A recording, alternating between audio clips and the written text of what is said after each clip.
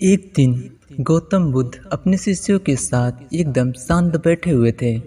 उन्हें इस प्रकार बैठे हुए देख शिष्य चिंतित हुए कि कहीं वह अस्वस्थ तो नहीं है। एक शिष्य ने उनसे पूछा कि आज वह मौन क्यों बैठे हैं। क्या शिष्यों से कोई गलती हो गई है? इसी बीच एक अन्य शिष्य ने पूछा कि क्या वह अस्वस्थ हैं? पर बुद्ध मौन रहे। तभी कुछ दूर खड़ा व्यक्ति जोर से चिल्लाया, आज मुझे सभा में बैठने की अनुमति क्यों नहीं दी गई है? बुद्ध आंखें बंद करके ध्यान मग्न हो गए। वह व्यक्ति फिर से चिल्लाया, मुझे प्रवेश की अनुमति क्यों नहीं मिली? इसी बीच एक उदार शिष्य ने उसका पक्ष लेते हुए कहा कि उसे सभा में आने की अनुमति प्रदान की जाए। बुद्ध ने आंखें खोली और बोले, नहीं, वह अछूत है, उसे आज्ञा नहीं दी जा सकती। यह सुनकर शिष्य को बड़ा आश्चर्य हुआ। बुद्ध उनके मन का भाव समझ गए और बोले, हाँ, वह अछूत है।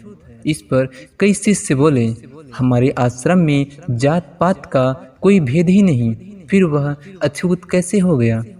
तब बुद्ध ने समझाया, आज वह क्रोधित होकर आया है। क्रोध से जीवन की एकाग्रता भंग होती है। क्रोधी व्यक्ति प्रायः मानसिक हिंसा कर बैठता है। इसलिए जब तक वह क्रोध में रहता है तब तक अछूत होता है। इसलिए उसे कुछ समय एकांत में खड़े रहना चाहिए। क्रोधित शिष्य भी बुद्ध की बातें सुन रहा था। पश्चाताप की अग्नि में तपकर वह समझ चुका था कि अहिंसा ही मनुष्य का महान कर्तव्य व परम धर्म है।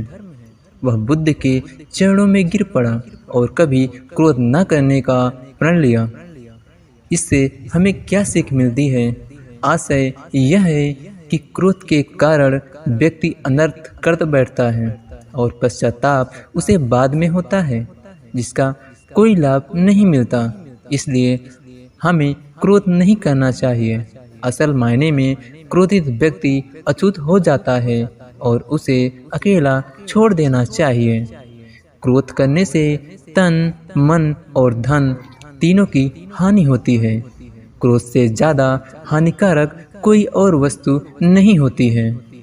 साथियों, यह आपको कैसा लगा? आप हमें कमेंट करके ज़रूर बताइएगा। और आप गुस्से में उठाया गया कदम हमेशा